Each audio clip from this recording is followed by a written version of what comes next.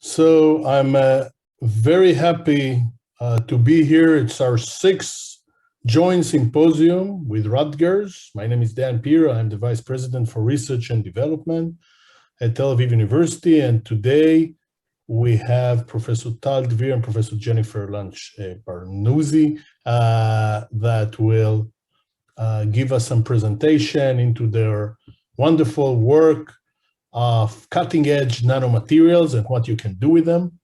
I just want to remind you that you can submit questions in the Q&A at the bottom of the screen, and the symposium will be recorded and shared. And again, it's our sixth symposium, and I want to thank everyone here, including Jack Marcus, who is leading the IT here, and our colleagues from Rutgers. And I'm jumping immediately to our first speaker, which is Dr. Tal Dvir. So a few words about Tal. Tal is a professor at Tel Aviv University.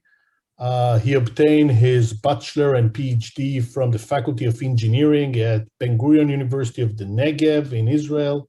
His PhD research focused on cardiac tissue engineering and regeneration. He then continued his postdoctoral studies in the laboratory of Professor Robert Langer in the Department of Chemical Engineering at MIT, where his postdoctoral research focused on advanced materials for tissue engineering and regeneration. From October 2011, Tal was recruited back to the Tel Aviv University in the Department of Biotechnology and the Center for Nanoscience and Nanotechnology, who is now actually leading the center. So Tal will talk about advanced technologies for mending broken hearts. Thank you, Tal, for being with us. Thank you, Dan, for the introduction and for allowing me to tell you about the things that we do at the lab.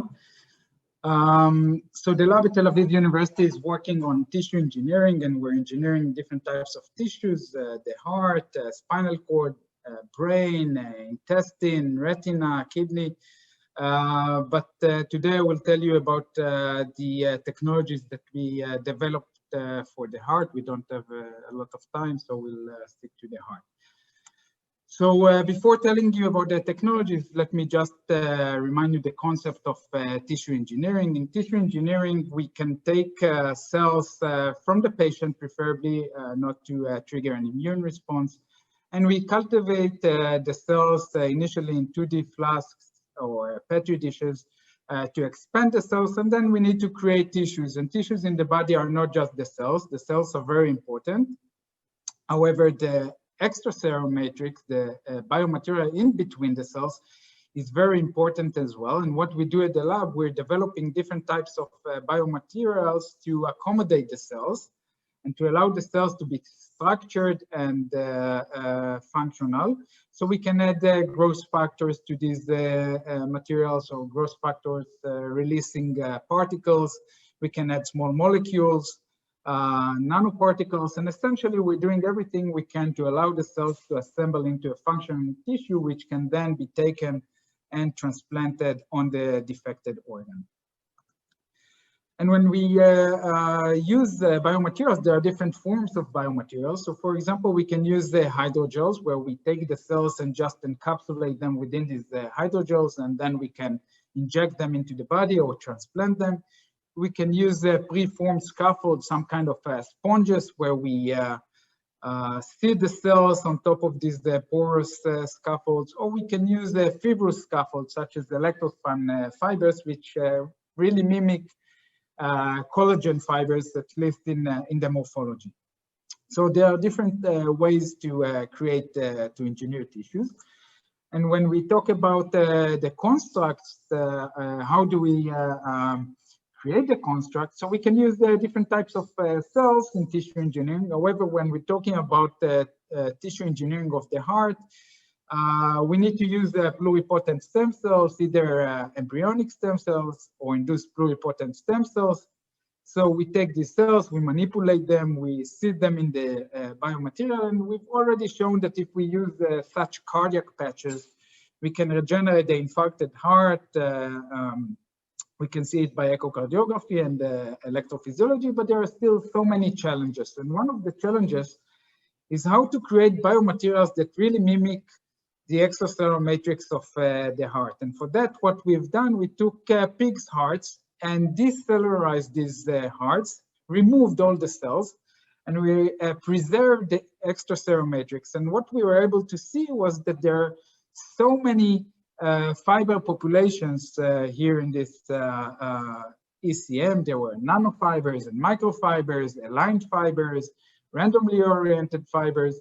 And initially, we want to evaluate what's the role of the different fiber population. And for that, synthetically, we created these fibers. So these are some examples: the microfibers, the nanofibers, randomly oriented fibers, and aligned fibers.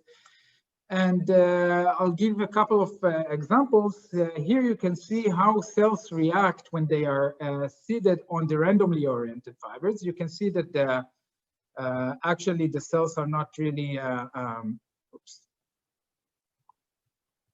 that the cells are not elongated and not aligned. While they're seated on the aligned fibers, you can see that the tissue that is engineered is anisotropic. It propagates the electrical signal nicely from one spot to another. Another example is the effect of fiber diameter. So we created the nanofibers, or 1 micrometer fibers, or 5 micrometer fibers.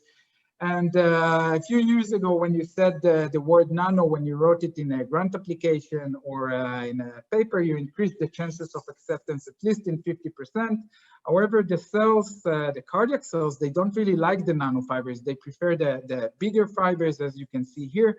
They're more elongated and more aligned when they are cultured on the bigger fibers. So if you take these morphologies into account, and if you consider the biochemical content of the scaffolds or the mechanical properties of the scaffolds, you can create a cardiac patch like that. This is a few centimeters in diameter, couple of millimeters in thickness, and it contracts nicely in the lab for a long period of time without external stimulation. However, when we talk about regenerating a human heart, we need to create something that is much thicker. We need patches that are at least 1 centimeter thick. This is the thickness of the ventricle wall. And however, if we take scaffolds, 1 centimeter thick scaffolds, and culture cells, most of the cells in the core of these scaffolds will simply die because of mass transfer limitations. Oxygen will not penetrate through the thick tissue. And we needed to create a different approach to engineer thick tissues. And for that, we developed an approach, we call it the bottom-up approach, where we can engineer different layers of tissue, thin layers of tissues. So we can create many layers of cardiac tissue. So we create grooves in the biomaterials and see the cardiac cells. We can create many layers of channels with honeycomb structures to accommodate VEGF releasing particles, and endothelial cells to create blood vessels, and honeycomb structures to accommodate dexamethasone releasing particles to avoid rejection. So we grow these layers separately without any mass transfer limitations. And just prior to transplantation, we assemble these thick tissues. And this is just one example. When we release VEGF, we can see a nice penetration into these of blood vessels into these patches. So if we take these patches and transplant them, we'll see a very nice regeneration after a month or 2 months. However, if we wait 3 and 4 months, we will see a very nice rejection of these patches, because these biomaterials that were used are synthetic materials, and the body doesn't recognize synthetic materials as a biocompatible material. And people thought, well, let's use animals materials because they have collagens as we have, and other sugars as we have, and this will not provoke an immune response. And what we were able to show is that pigs materials, for example, they have certain antigens that we humans do not have. For example, this sugar, alpha-gal, we do not have it, and this would certainly provoke an immune response. And also the proteins, the ECM proteins that we do have, that we do share with pigs, there are differences in the amino acid sequence, as you can see here, 37% difference in collagen 4, and these changes will trigger an immune response as well.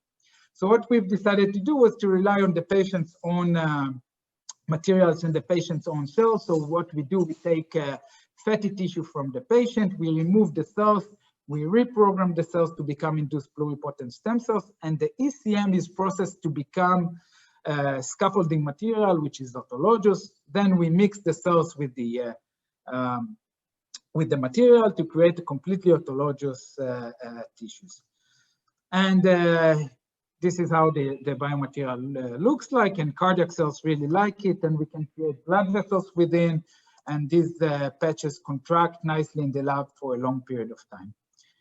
And when we check the immune response, so here we simulated the immune response in addition. I will not go into the details. I'll just show two interesting things. That first, there's a difference between the response or the T-cell proliferation or T-cell activation between pigs and humans, a significant difference. And another thing is that, very important thing is that each individual reacts differently to human materials. So there's a need for patient-specific materials in addition to the patient-specific cells. We've shown it also in animals. This is a probe to show reactive oxygen species, and we're showing that there is less inflammation when we're talking about autologous material. So here what we're showing is that we can take these patches and transplant them on the infarcted heart, and we can see two things. First, that there is an open chest surgery, which is not ideal. And the second thing is that we have two stitches to secure the patches to the heart, and I'll deal with these stitches and their and the issues with that later on.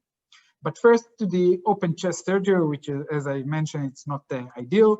What we decided to do is to create from the patient's own materials a thermoresponsive hydrogel. We milled it to small pieces. We process it to become liquid in room temperature. We can add the cells here, and in 37 degrees it solidifies, so we can inject it wherever we want in the body, and the tissue will be formed in the body without the need for an open chest surgery or for other indications to surgery at all. So what can we do with this approach? We take this fatty tissue, we isolate the stromal cells, create induced pluripotent stem cells. The ECM is processed to become a personalized hydrogel. We mix the cells, and then we can create any tissue that we wish, dipogenic implants for reconstructive surgeries, motor neuron implants for spinal cord injury, cortical implants for brain trauma, dopaminergic implants for Parkinson, cardiovascular implants for cardiovascular diseases. And we can use even more advanced technologies such as 3D printing and microfluidics to create more complex tissues. So here I'm showing that these cells that 2 weeks before they were induced pluripotent stem cells, and 2 months before they were stromal cells of this fatty tissue, now they are cardiac cells, they're functional. When we culture them, create the implants, that you can see that they're functional. And when we take these implants and inject them to the left ventricle after infarction, we can see that we're elevating the ejection fraction. In animals, in small animals, we did the same thing in bigger animals. In pigs, we're injecting the biomaterial with the cells or without the cells into the left ventricle, and it will form the tissue in vivo, and we can elevate the ejection fraction in these pigs animal, which are a prerequisite step before going to clinical trials. So I've mentioned that we can 3D print patient-specific tissues. So what we do here, we look at the CT images of the patient. We isolate the blood vessels, transfer them to the computer, add more blood vessels to better nourish the printed tissue, and we go to the printer and we're printing personalized tissue implants with the blood vessels and the parenchymal tissue, the cardiac tissue. So here you can see the printing, the blood vessels within this cardiac tissue, and eventually we're getting a tissue that matches the biochemical content, the cellular content of the patient, and also the anatomy of the patient. This is a cross-section of one blood vessel within these tissues, and when we look at the function of this tissue, you can see that these patches are functional. You can see the transfer of the electrical signal through the blood vessels that we've created by the 3D printer. We moved on to print human hearts, small-scale human hearts. And again, this is from the patient's own materials and the patient's own cells. So we're creating these hearts with the major blood vessels. And you can see these printed hearts during the printing and the end product. And these cells, the cells within these hearts are contracting. However, they're not contracting synchronously. So what we do in the lab, we do two things. First, we teach the cells or mature the cells, helping them to be synchronized. And we do that by specialized bioreactors that we culture these hearts while circulating culture medium and applying electrical stimulation to synchronize the tissue. This is one thing. Another thing is that we take these hearts and we transplant them topically in animals in parallel to the animal's heart, and the animals are serving as bioreactors to mature these hearts. So these are the two things that we do now. We're also printing Atria to study contraction disorders. So this is the printing scheme. This is what we've printed. Here you can see the atrium that we designed. You can see the contractions, and we can create conduction disorders, as you can see here, and we can learn how to fix these conduction disorders just by printing the ventricle human atrium.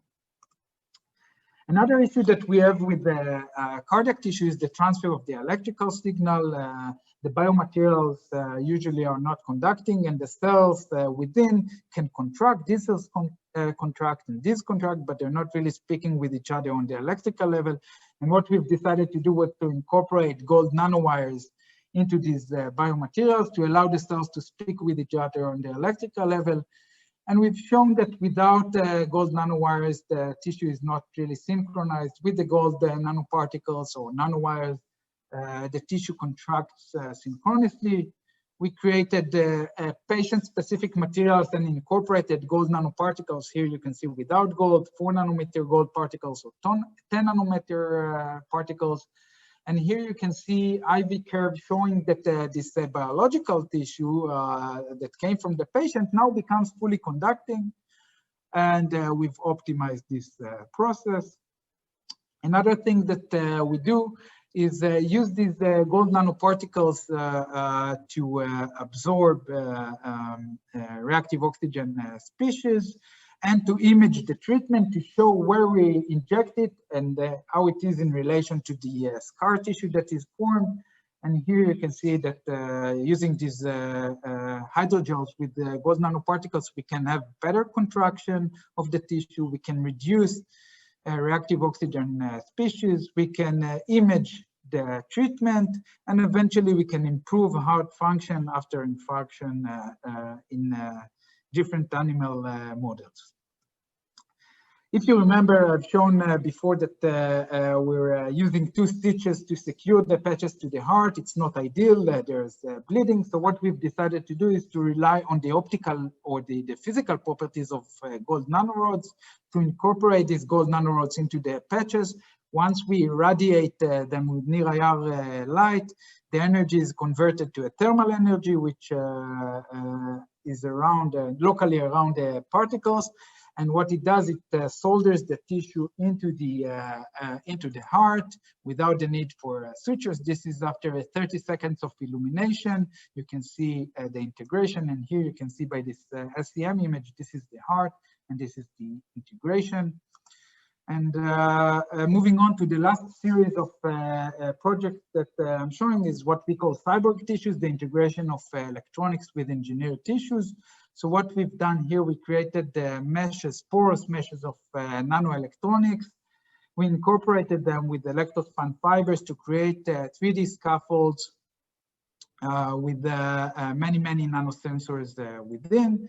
Once we cultured cardiac cells, we could immediately see the function of these tissues online. We could add drugs and see their effect on the tissue. It was a very nice publication, a good patent, but it wasn't enough for us because in this case, we could see the function of the tissue, but if it wasn't working properly, we couldn't do anything about it. So next thing that we've done is added other features allowing to stimulate the tissue just by typing on the computer or releasing different types of drugs just by typing on the computer. And if you think about the technology, the patient is sitting in his house, is not feeling well, the physician can log on to the computer, see the function of the tissue and decide how he wants to remotely activate it. For example, if there are not enough beating per minute, provide electrical stimulation. If it senses that there is inflammation, release anti-inflammatory drugs.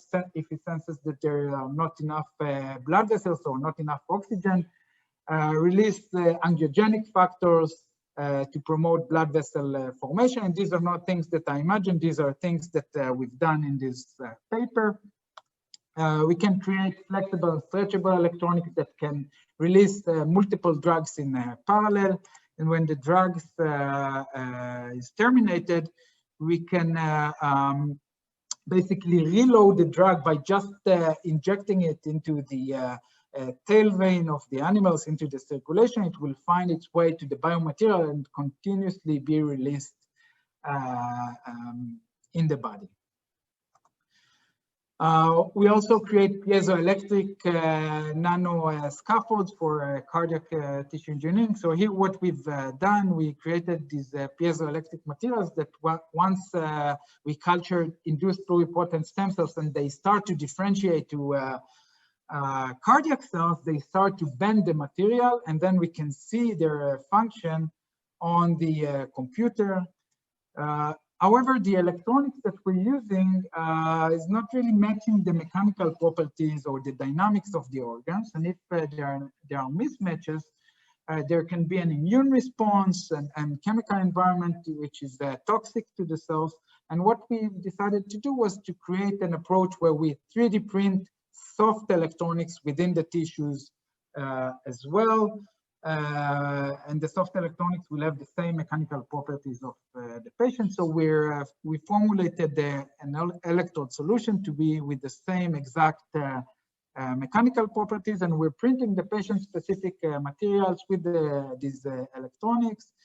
And eventually, as you can see here, these electronics are very soft.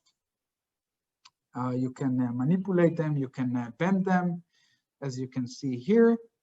And the most important thing is soft electronics can record the function of the tissue and can stimulate the tissue.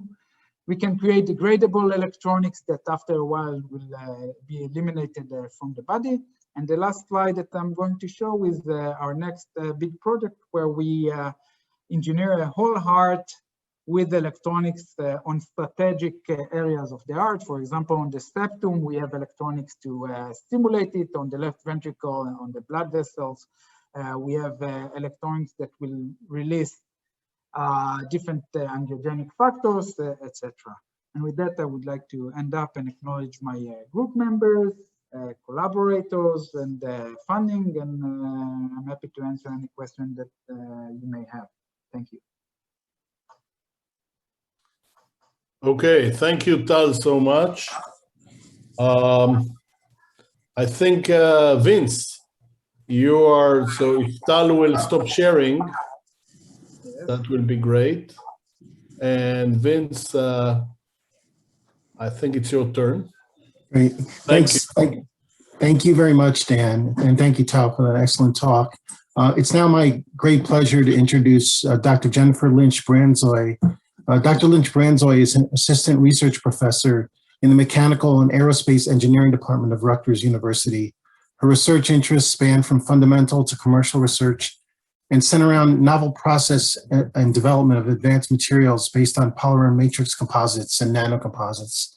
She's developed several patented technologies based on in situ graphite exfoliation into graphene nanoflakes directly within polymers to create graphene-enhanced polymer nanocomposites with multifunctional tunable properties, including superior mechanical properties, thermal conductivity, electrical conductivity, wear resistance, corrosion resistance, barrier resistance to small gases, sensor performance, wearable sensor performance, and in fact, these materials are lightweight in nature. She's currently investigating the fabrication and characterization of these advanced materials for military use, automotive, aerospace, infrastructure, industrial, and healthcare application. Dr. Lynch Bransoy is also the holder of 18 U.S. patents, currently has 30 U.S. applications pending, and 19 international PCT applications within these research areas and others.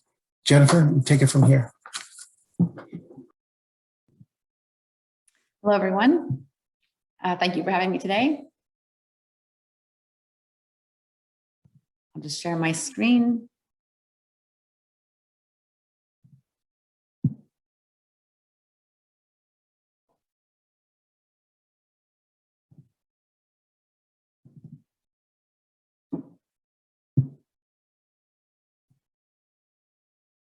Okay, so hello, everyone. I hope you're doing well today. I'm happy to be talking about nanocomposites research with you. So today I'll be talking about multifunctional polymer nanocomposites, where we use an in situ formation process to convert bulk layered materials into 2D nanoparticles directly within the polymer. Okay, so graphene enhanced polymer matrix composites have the potential to become a disruptive technology. Graphene is this wonder material with, of course, everyone knows the electrical conductivity, thermal conductivity, strength and stiffness, and so many properties. But yeah, current issues surrounding the commercialization of graphene and graphene polymer nanocomposites must be overcome before we can really harness what there is to offer. So at Rutgers, we've developed a novel method to convert graphite, which is a bulk layered material, into graphene nanoflakes and directly within the polymer. So we use this in situ shear exfoliation method to convert that layered material and to shear up each layer and convert that into the 2D nanoparticle directly within the polymer.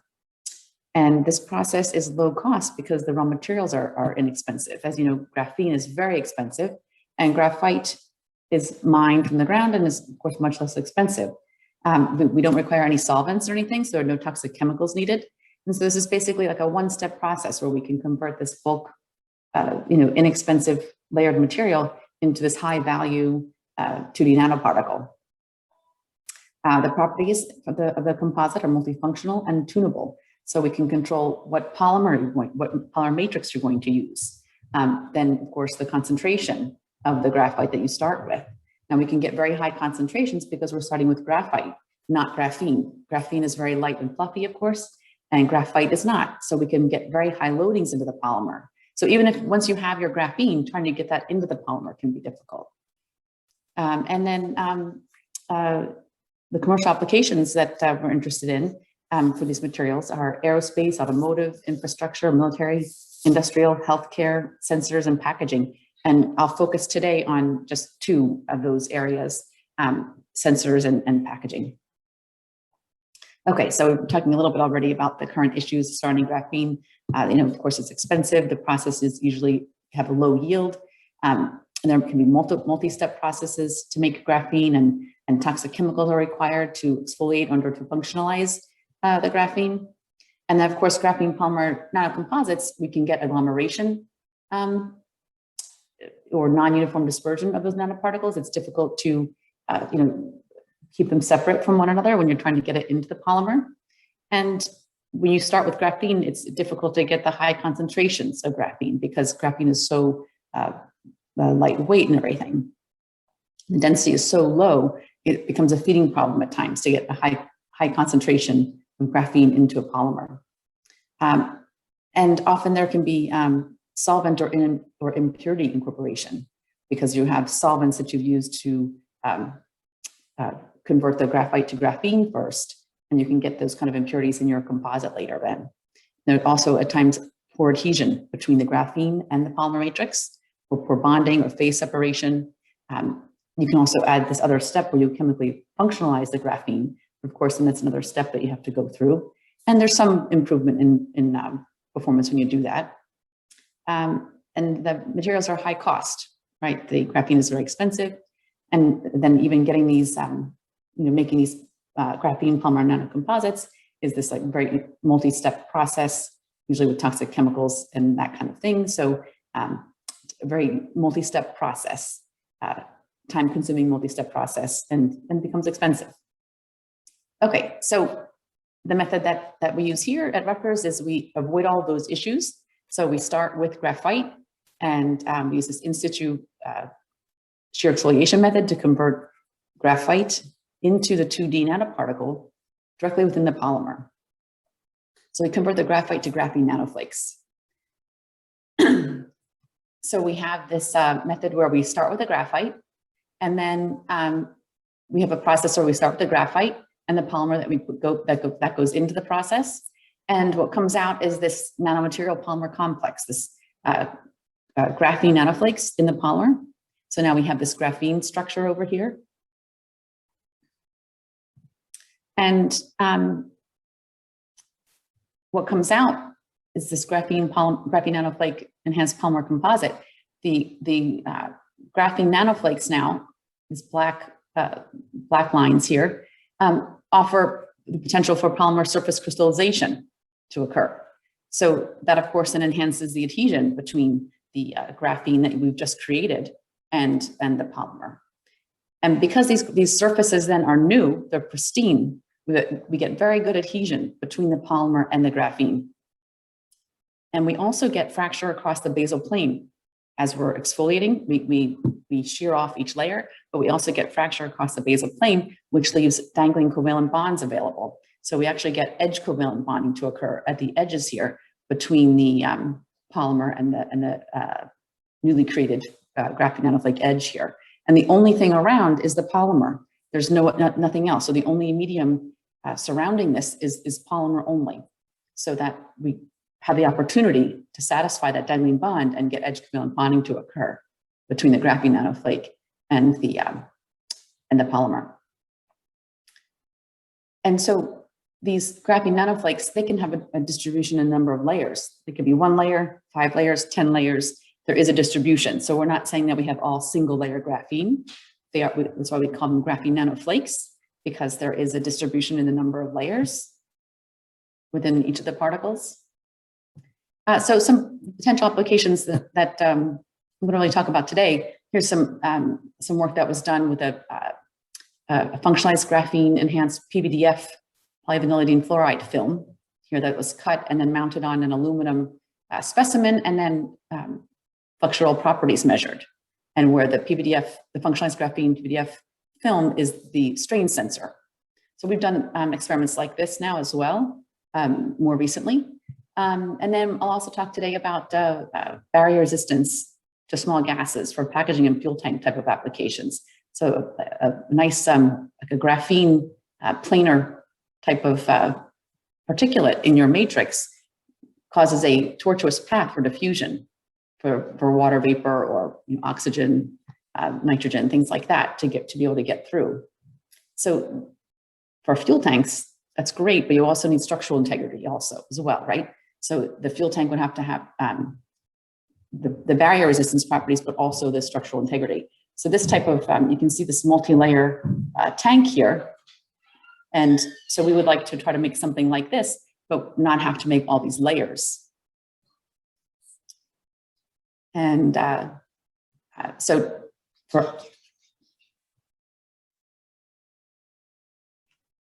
today I'll talk to you about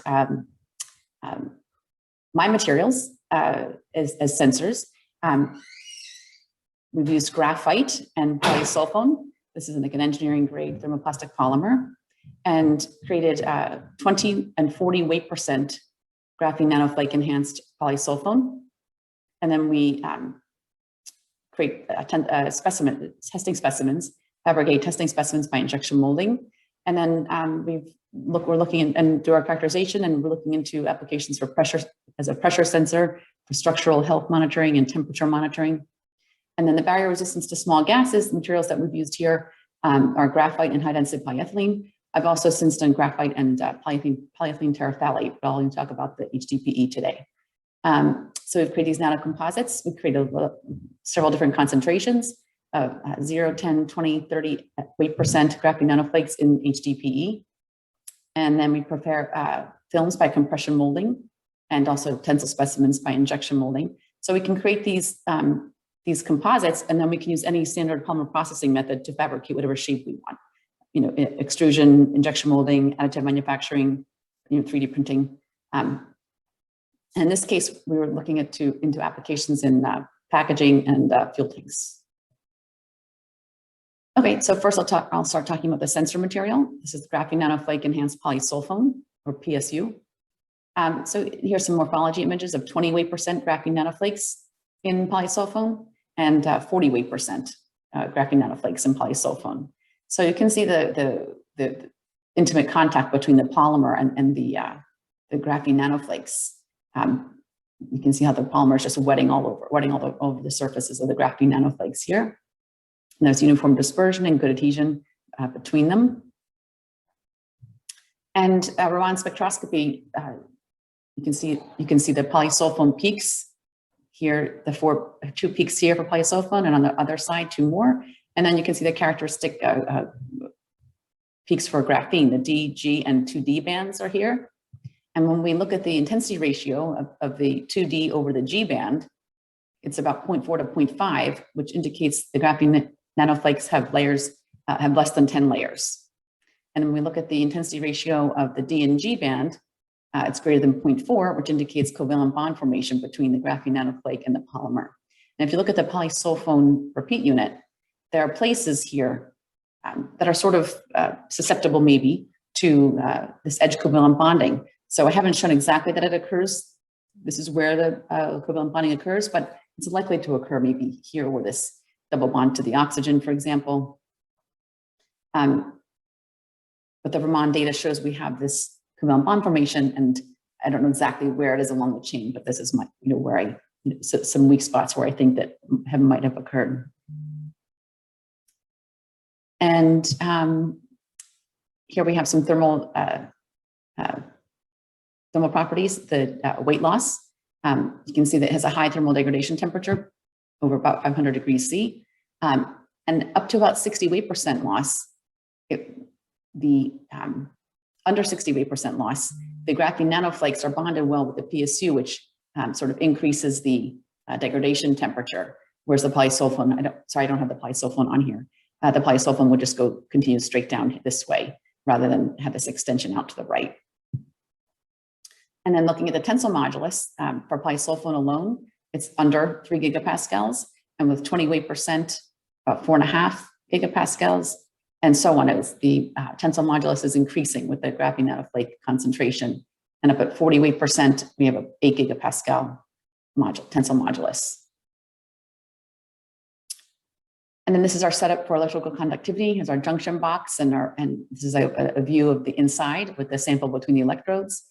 Our source measure unit over here, and we measure conductivity versus voltage for the black line is the 20 weight percent graphene nanoflake enhanced PSU, and the blue line is the 40 weight percent. You can see there's like an order of magnitude increase in electrical conductivity as we go from 20 weight percent to 40 weight percent. And then we also have, if you look down here on the right, you see like our graphene nanoflake enhanced polysulfone specimen, and we load that in 3-point loading while simultaneously measuring the resistance change in current. So here you can see the current versus time. If we load that, here you see 5 loadings. So if we apply the load, the current increases and then decreases with the unloading. These were loaded manually, so that it's a little bit not as precise loading, but it is as if it were automatic. but you can see 5 loading cycles here, and the current is following the loading pattern. And there's minimal hysteresis, and it's stable under this loading. You can see there's minimal hysteresis here. Now, this was loaded to 25 newtons of cyclic loading, which is under the which is within the elastic region of the material. We just decided to see what would happen if we did cyclic loading to 80 newtons, which is above the elastic region of the material. And so there's a little bit of a hysteresis occurring here, maybe. But still, the material is able to follow the loading and unloading during the 4 cycles of loading here. So as the sample's being loaded this way, the distance between the graphene nanoflakes is changing, which is then reflected in the current or resistance. So this is the same test of 25 Newton cyclic loading test on the left. For the black line is the first cycle of loading for the material, and then the 5th cycle is the blue line, and for the 25 cyclic loading. And on the right, we have the 80 Newton cyclic loading test, again with the black line being the first cycle of loading and the blue line being the 4th cycle. So the mechanical response improves from the first to last loading cycle of this graphene nanoflake enhanced polysulfone material. And we also performed this 10 Newton cyclic loading over 50 cycles. You can see the black, and you can see the resistance changes and follows the loading pattern to 50 cycles. And then right away we did 20 Newton cyclic loading, 50 cycles again here in the blue. And this is just our setup here. You can see our sample is here, and then 3-point loading coming down with our electrical contacts out here. And then we also looked at this as a temperature sensor. So on the right, you can see our graphene nanoflake enhanced polysulfone specimen. And when we apply the heat on the top, you can see that on the left, here's the heating curve. The black line is the temperature. So as the temperature is increasing up to this maximum, the resistance is decreasing here. And then as the temperature is decreasing back down, the resistance goes back up and follows the same pattern. And we also did a cooling where you can see the black line here is the temperature. So as we cooled the specimen, the resistance is following, it's increasing to a maximum and then decreases again as the temperature is rising back up. So we tested the material from 10 to 80 degrees C with a temperature coefficient of 0.0003 per degrees C. So in this case, as the heat's being applied, the distance between the graphene nanoflakes is also changing. And that's how the resistance then follows that the resistance changes as well because of that distance changing. Okay, and so then now I'll move on to the barrier resistance to small gases. This is graphene nanoflakes enhanced high-density polyethylene, or HDPE, and this work was funded by the Rutgers Tech Advanced program. So we started off with making low concentrations, so 0.5 weight%. Graphene nanoflakes in high-density polyethylene. And so on the left, you can see the films that we made. So we varied the mixing time. So we subjected the 2 materials, the graphene, starting with graphite and high-density polyethylene. We subjected that to this uniform high-shear mixing. And we varied the mixing time. So we started with 30-minute, 60-minute, 90-minute, and 120 mixing time. And as you increase the mixing time, you increase the degree of graphite exfoliation into graphene nanoflakes. So that means you're increasing the size reduction of the graphite particles. And so we have many iterations of being able to make a film like this, where you can see the it's a consistent gray translucent color. You don't see any particulates in these films.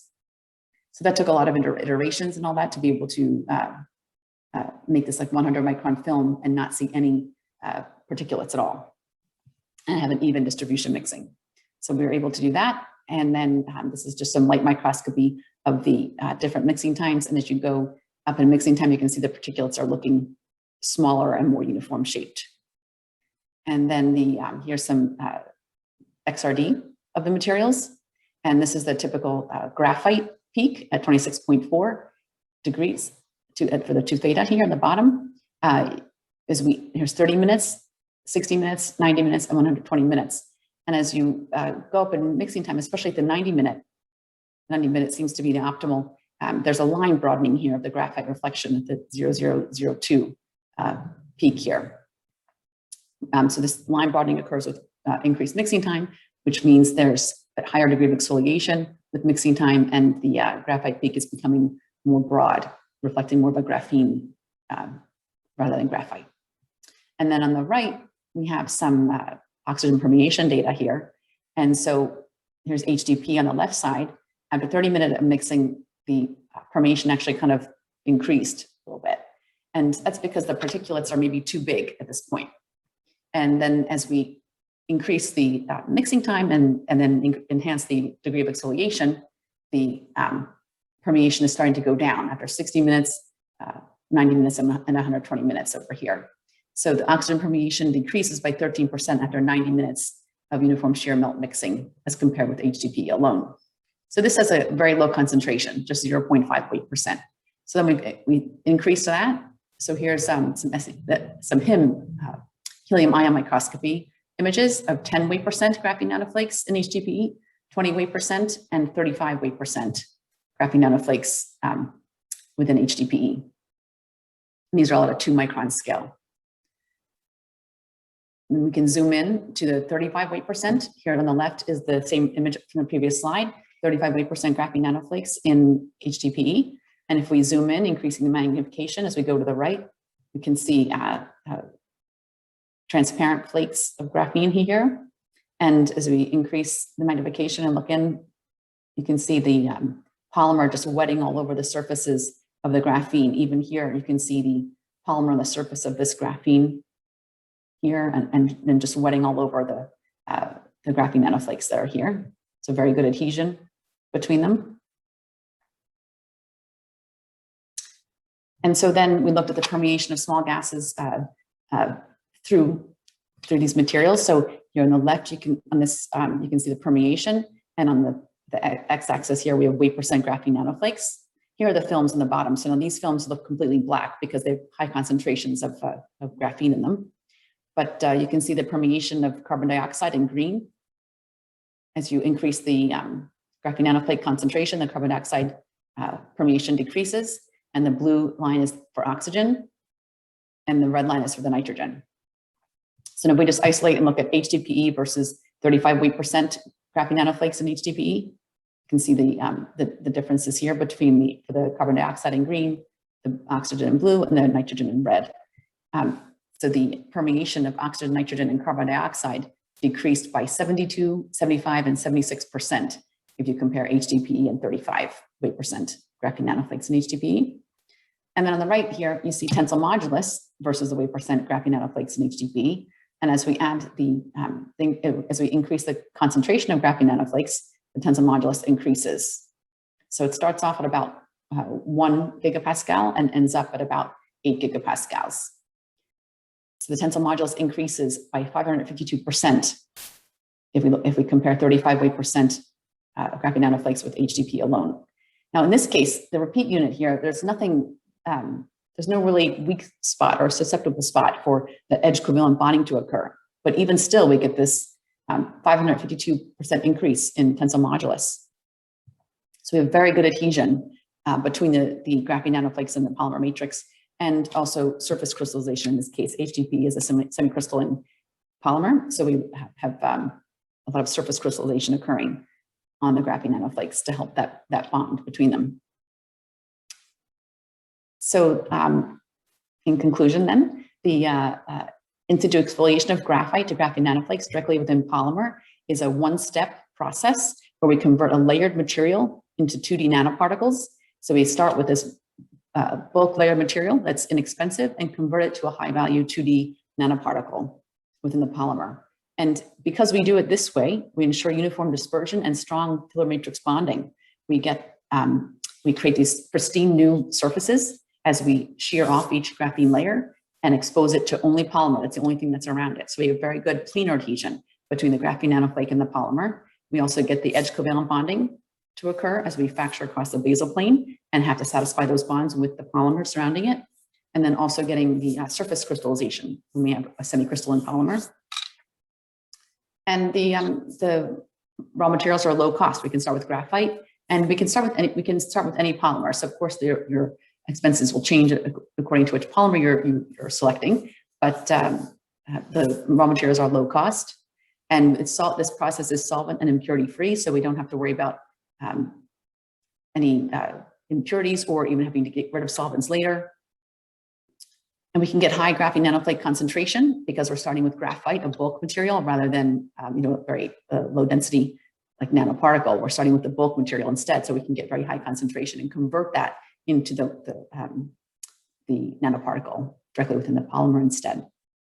And the properties are multifunctional and tunable. So we have significant modulus enhancement, we have thermal electrical conductivities, barrier resistance to small gases and fuels, corrosion resistance, wear resistance, et cetera.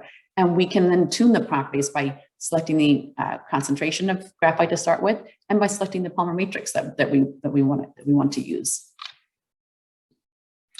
And then once this process is done, you can have these pellets of graphene nanoflake enhanced polymer, and then use any standard polymer processing equipment. You can use 3D printing, additive manufacturing, injection molding, extrusion, thermoforming. Any of those standard polymer processing methods can be used to fabricate any of the shapes that you would like. So we've, in what I've talked about today, we've talked about polymer nanocomposite sensors, and we can see that the change in resistance mirrors the cyclic loading. So there's a good sensor performance.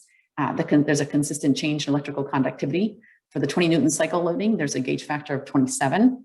The gauge factor is the percent change in resistance versus the change in strain. And we can detect temperatures in the range from 10 to 80 degrees Celsius. And the temperature coefficient is about 0.0003 per degree C. And these materials have structural integrity as well, and high thermal degradation temperatures. And these polymer nanocomposites are also barrier resistant films. We can produce these barrier resistant films to decrease the permeation of oxygen, nitrogen, and carbon dioxide. And fuel permeation typically scales with oxygen permeation. So we're pretty sure that the fuel permeation would also decrease. And these materials also have structural integrity, so they could be used for applications like fuel tanks, where you need the permeation resistance, but you also need structural integrity for the application. And they can also be used in packaging applications as well, that don't need as much structural integrity, but do need some. And that's it. Thank you very much.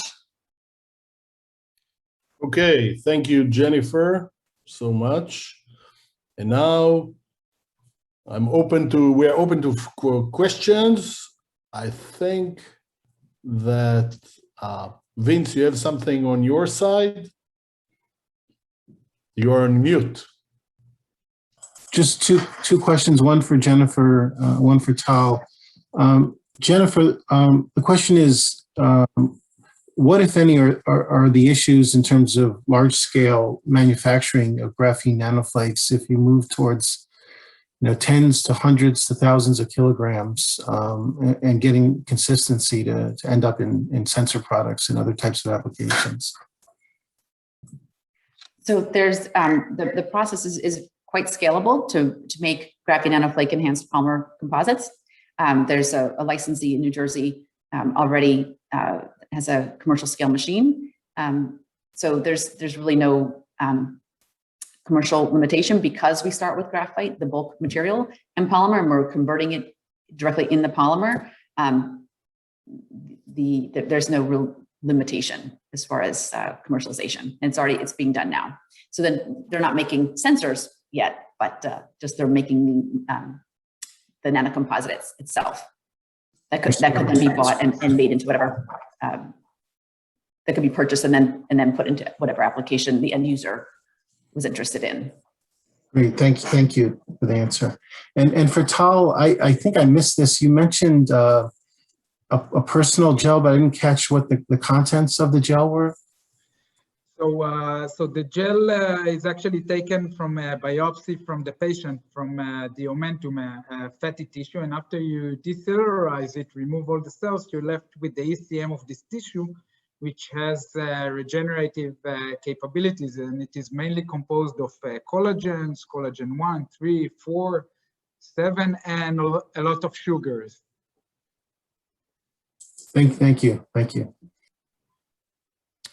Okay, so apparently it was quick today, and I don't see any more questions. So everything was very clear. I want to thank our speakers, and we will probably announce around the summer, in a month or so, some joint potential grants, and so seed grants. So we look forward to continue this. This was the 6th event. I want to thank Vince for really pushing this, David originally, and then Vince. And thank you all for listening. Thanks, everyone. Thank you. Thank you.